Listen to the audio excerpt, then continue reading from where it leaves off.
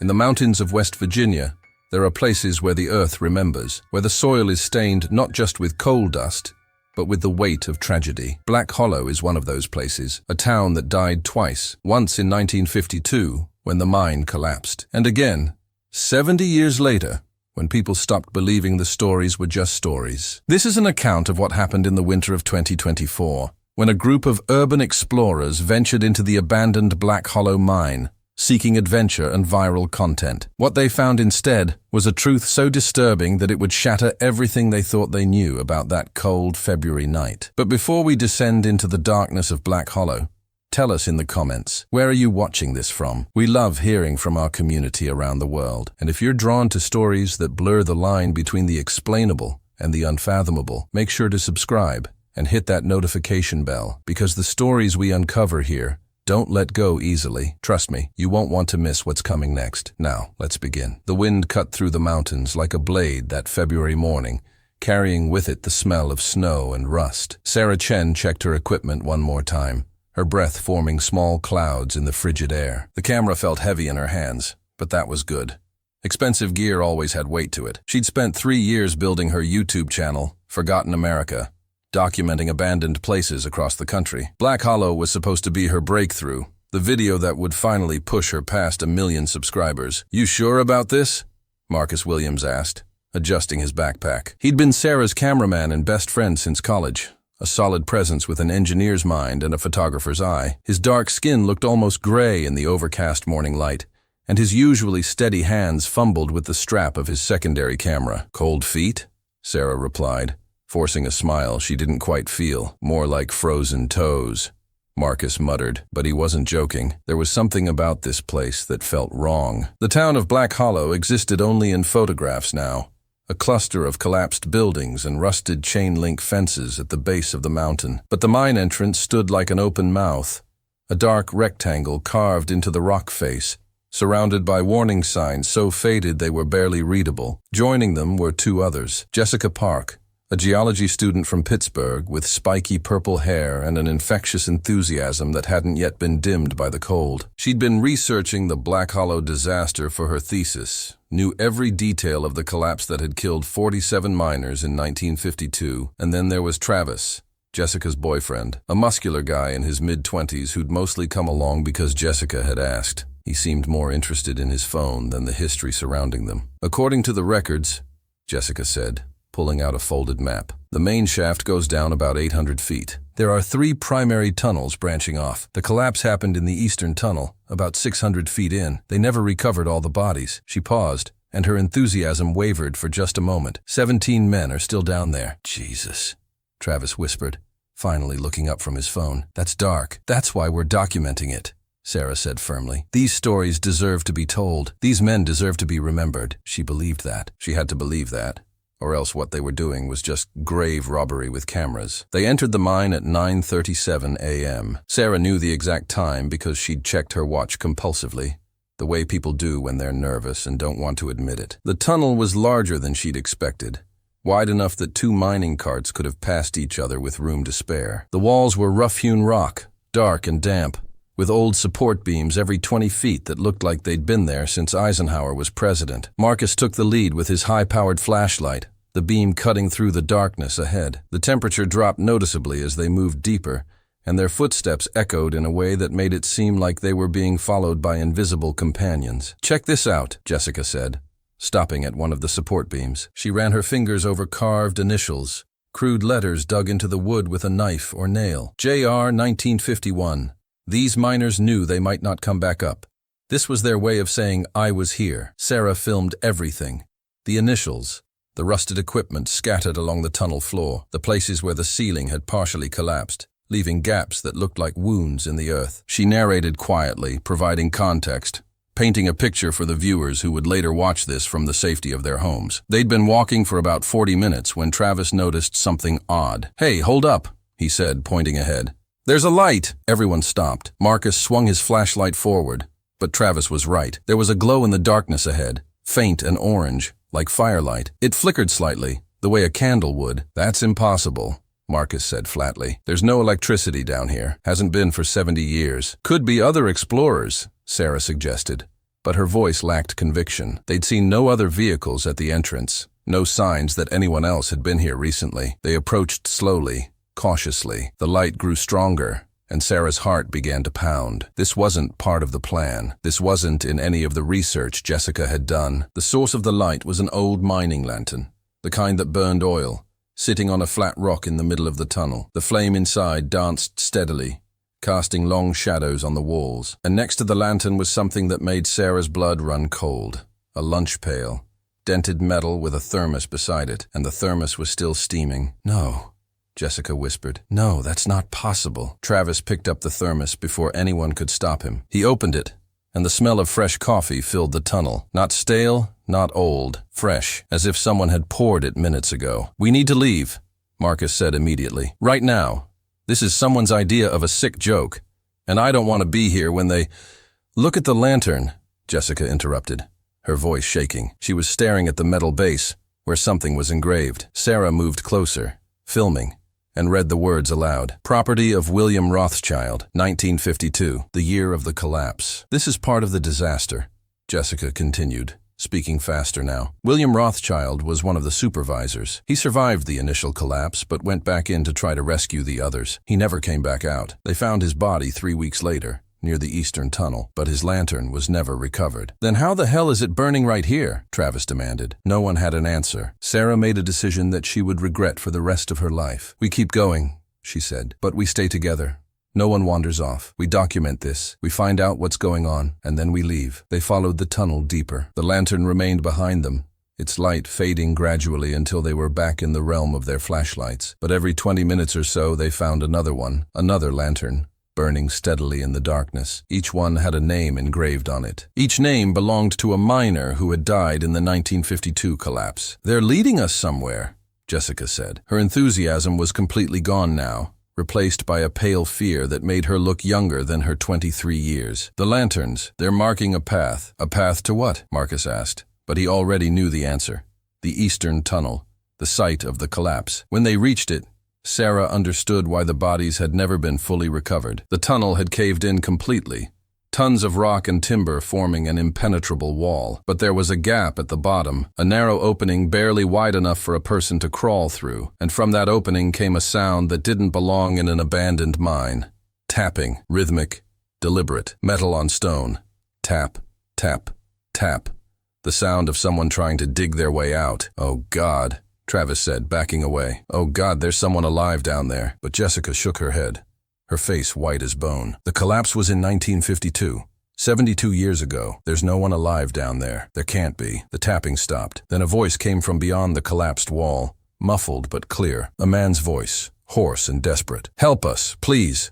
We're still here." Marcus dropped his flashlight. It hit the ground and rolled, the beam spinning wildly before coming to rest, pointing at the gap in the rubble. And in that beam of light, they saw something that would haunt them forever. A hand, pale, covered in coal dust and blood, reaching through the gap, reaching for them. Sarah screamed. They all screamed, and they ran. They ran through the darkness, their flashlights bouncing wildly, illuminating fleeting glimpses of the tunnel walls. Behind them, they heard sounds, footsteps, many footsteps, and voices calling out in the darkness. "Don't leave us! We're still here! Help us!" The lanterns they'd passed earlier were gone. The tunnel seemed longer than before, stretching endlessly. Sarah's lungs burned. Her camera slammed against her chest with each step, but she didn't stop. None of them stopped. They burst out of the mine entrance at 11:14 a.m., into the gray February daylight that seemed impossibly bright after the darkness below. They collapsed on the frozen ground, gasping, sobbing. Travis was sick, vomiting into the snow. Jessica was crying, saying "not possible," over and over like a mantra. Sarah's camera was still recording. She didn't remember turning it off. Marcus spoke first, his voice shaking. "We're reporting this. Police, search and rescue, I don't care. Someone is down there. Someone needs help." They drove to the nearest town, Beckley, 20 miles down the mountain. They went straight to the police station and told their story, showed their footage. The officers listened with expressions that grew increasingly skeptical. "Let me get this straight," the desk sergeant said, a heavy-set man named Kowalski with 30 years on his face and a weariness in his eyes. "You found lit lanterns in an abandoned mine, lanterns that haven't been used since the 50s. And you heard someone calling for help from behind a cave-in that's been sealed for over 70 years. Yes, Sarah insisted. I have it on video. Look. But when they played back the footage, it showed something different. The lanterns were there, yes, but they weren't lit. They were cold and dark, covered in rust and cobwebs. The lunch pail was there, but it was ancient. The thermos corroded and empty, and when they reached the eastern tunnel, there was no tapping, no voice, no hand reaching through the darkness, just silence. Video glitches happen, Kowalski said, not unkindly, especially in places like that. Electromagnetic interference, old equipment, stress. Your minds filled in the gaps. We all saw the same thing, Marcus protested. Group hallucination is a documented phenomenon, the sergeant replied, especially in enclosed spaces with limited oxygen. You're lucky you got out when you did. That mine is dangerous. It should have been sealed decades ago. They left the station feeling defeated and confused. How could 4 people experience the same hallucination? How could their video show something different from what they all clearly remembered? That night, in their motel room in Beckley, Sarah couldn't sleep. She went through the raw footage again and again, looking for something the police had missed. And at 2:17 a.m. she found it. There was a frame, just one frame, where the video distorted. A brief moment of static that she'd initially dismissed as a glitch. But when she went through it frame by frame, advancing slowly, she saw something. In the static, for a fraction of a second, was an image, a photograph, a group of miners standing in front of the Black Hollow mine entrance. 47 men, dressed in work clothes, holding their lunch pails and lanterns. The photo was dated March 7, 1952, 2 days before the collapse, and standing in the back row, slightly out of focus, were 4 people who didn't belong. Sarah Chen, Marcus Williams, Jessica Park, Travis Anderson. Their faces were grainy, but unmistakable. They were in a photograph taken 72 years before they were born. Sarah's hands shook so badly she dropped her laptop. The screen cracked, but the image remained, frozen. 4 modern faces among the miners of 1952, all of them looking directly at the camera with expressions of absolute terror. She understood then the horrible, impossible truth. They hadn't been exploring the mine. They'd been remembering it. Sarah pulled out her phone and called Marcus, Jessica, and Travis. None of them answered. She tried again. Nothing. She went to their rooms, pounded on the doors. No response. Panicking now, she went to the front desk. The night clerk, a young woman with tired eyes, looked at her with confusion. "I'm sorry, miss, but you checked in alone last night. Room 217, single occupancy." "No," Sarah said. "No, my friends are in rooms 218, 219, and 220. Marcus, Jessica, and Travis. Check your system." The clerk checked. "Those rooms are empty, have been for weeks." Sarah's world tilted. She ran back to her room, found the release forms she'd had everyone sign before the trip. Legal protection, standard for her videos. She pulled them out of her bag with shaking hands. There were 4 forms, all signed, but 3 of them were in her handwriting. She'd signed Marcus's name, Jessica's name, Travis's name, all in her own handwriting. She looked in the mirror and saw what she'd been refusing to see all day. The coal dust on her clothes wasn't just on the surface. It was embedded in the fabric, as if she'd been wearing these clothes for months, years. Her skin, when she looked closely, had a gray pallor that wasn't just from fear, and her hands, when she held them up to the light, showed the faintest traces of old scars from digging through rock. The truth came crashing down like the ceiling of a mine shaft. There had been no urban exploration trip. There had been no YouTube channel called Forgotten America. There had been no February morning in 2024. There had only been March 9, 1952, when Sarah Chen, a surveyor's assistant who'd immigrated from China 2 years earlier, had been in the Black Hollow mine when the eastern tunnel collapsed. She'd survived the initial cave-in, had tried to find a way out, had created companions in her mind to keep from going insane in the darkness, had lived in her delusion so completely that she'd forgotten she was one of the 17 bodies that were never recovered. She'd been down there for 72 years, her consciousness refusing to accept death, creating elaborate fantasies to explain the impossible. The lit lanterns had been real, because she was one of the ghosts lighting them. The voice calling for help had been her own, echoing through time and madness. And the hand reaching through the rubble? She looked at her own hand in the motel room mirror and saw, just for a moment, what it really was. Pale, covered in coal dust and dried blood, skeletal fingers that had been clawing at stone for 7 decades. The modern world she thought she'd returned to began to dissolve like smoke. The motel room faded, its walls becoming rough stone again. The bed transformed into cold rock. The mirror reflected not a room but a tunnel, dark and eternal. Sarah Chen screamed, but the sound was swallowed by the earth. And in the Black Hollow mine, 800 feet below the surface of West Virginia, in a pocket of air that shouldn't exist behind a 72-year-old cave-in, the lantern she'd kept burning through sheer force of will flickered, but it did not go out, because the mind, when faced with unbearable truth, will do anything to survive. It will create friends. It will create futures. It will create hope where none exists. And in the darkness of Black Hollow, Sarah Chen began planning her next urban exploration trip. She had a YouTube channel to build, after all. Subscribers to gain, stories to tell. She just needed to find her friends. They'd been here somewhere, she was sure of it. Marcus was probably checking equipment. Jessica was studying her maps. Travis was on his phone. She called out their names, her voice echoing in the tunnel. And because the mind is kind in its cruelty, somewhere in the darkness, she heard them answer. The lantern burned on. Long pause, sound of wind returning. The Black Hollow mine was finally sealed by the state of West Virginia in 2025. After a group of teenagers reported hearing voices coming from inside. The official reason given was public safety, but the workers who performed the sealing reported strange occurrences. Lanterns that appeared lit in their peripheral vision but were dark when looked at directly. The smell of fresh coffee in tunnels that hadn't seen a living soul in decades. And on the last day of sealing, 3 workers reported seeing a young Asian woman standing near the entrance, holding a camera, waving goodbye. The personnel records from 1952 were recently digitized. Among the 17 miners whose bodies were never recovered was a name that had been incorrectly recorded for 70 years. Not Sarah Chen, surveyor's assistant. The handwriting had been misread. The actual name was Samuel Chen, surveyor's assistant, the only Chinese immigrant working at Black Hollow in 1952. Samuel Chen's personnel photo shows a young man in his late 20s, standing in front of the mine entrance, and in his hand, barely visible in the old photograph, is what appears to be an early camera. Some stories don't end when the people in them die. Some stories continue,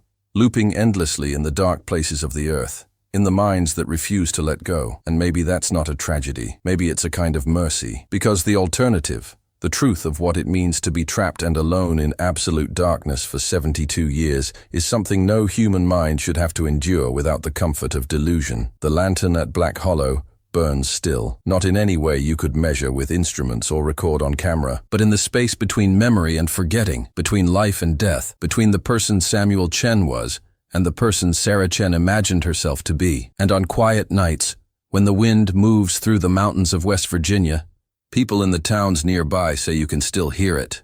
The sound of someone tapping on stone.